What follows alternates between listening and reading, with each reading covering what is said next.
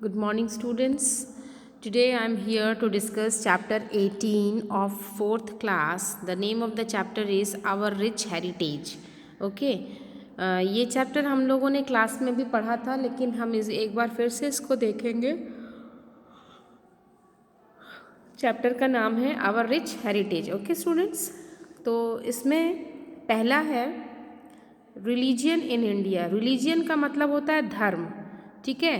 तो basically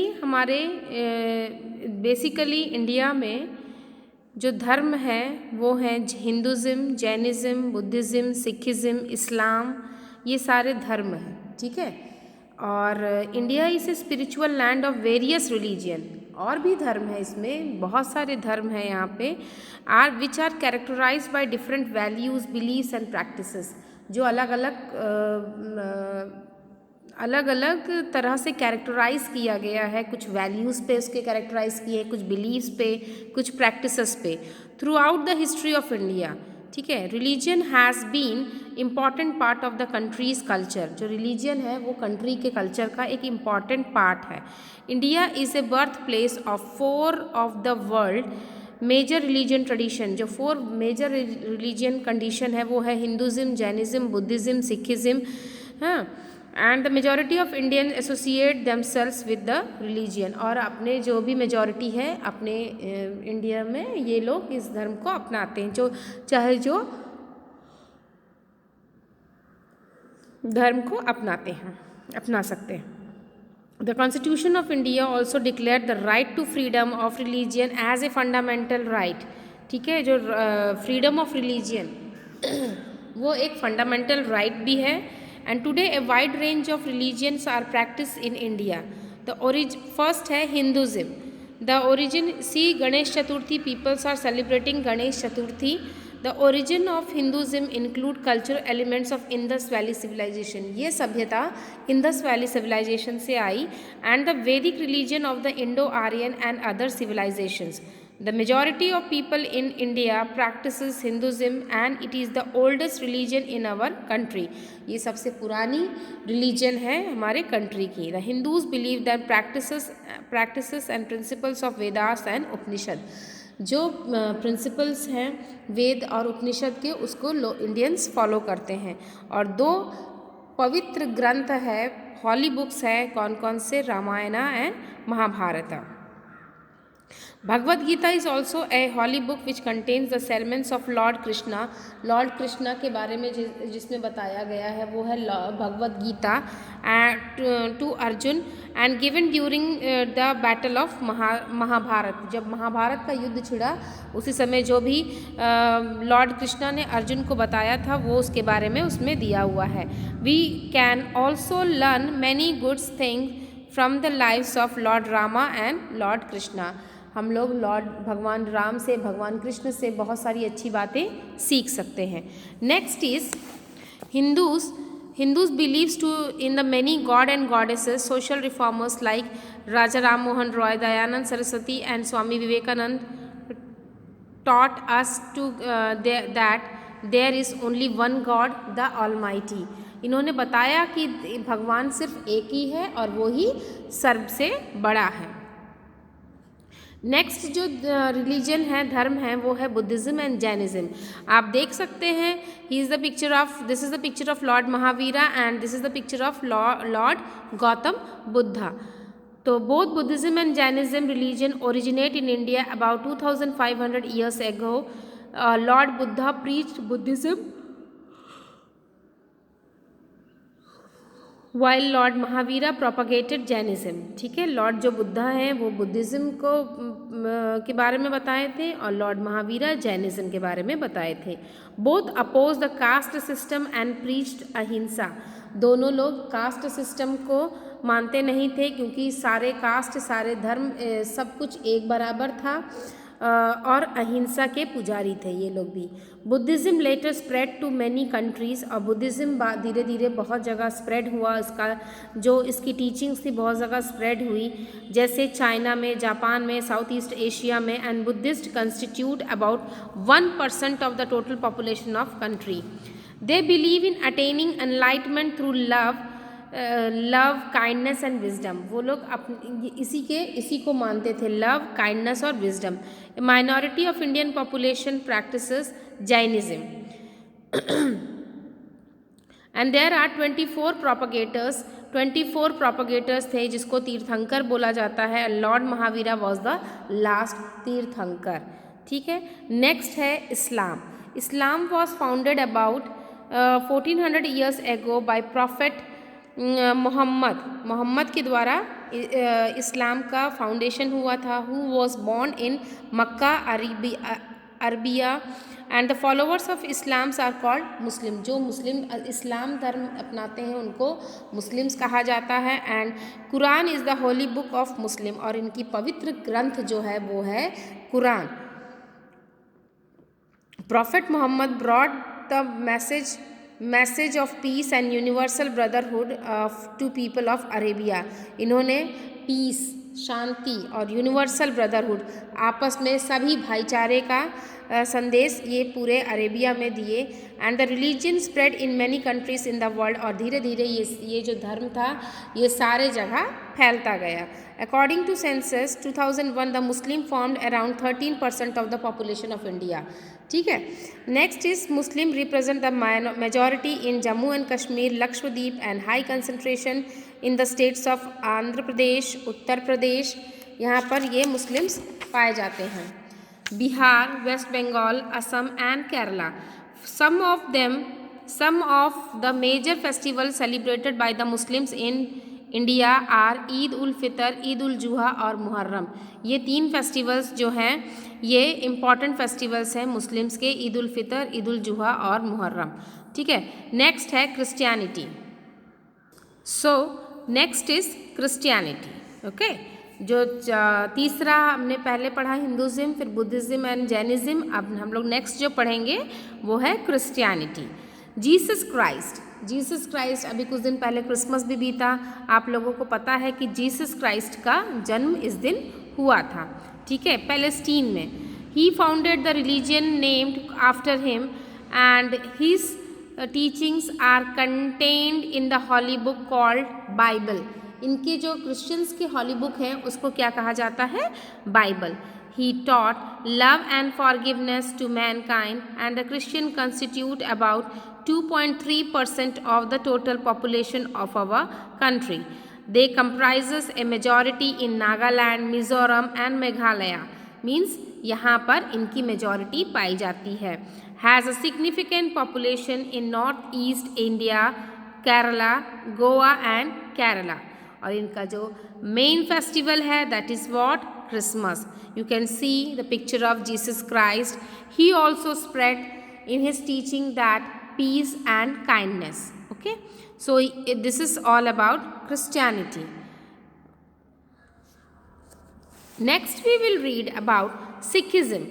Sikhism begins in the 16th century in North India with the teachings of Guru Nanak.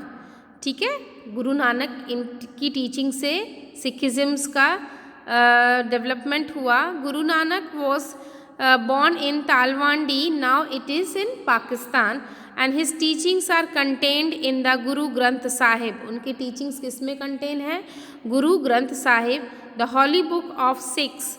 The किसके? Holy book किसके? Sikh के. And Guru Nanak opposed casteism and taught us to love each other. मतलब casteisms को oppose करके एक दूसरे से प्यार से रहने की टीचिंग्स इन्होंने अपने बुक में दिया था.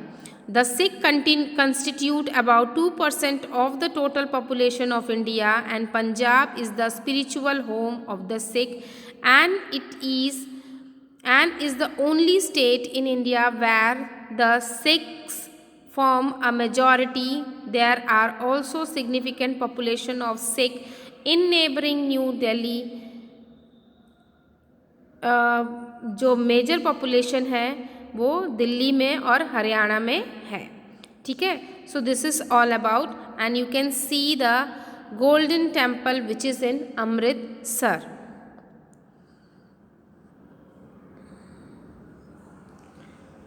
Next is about languages.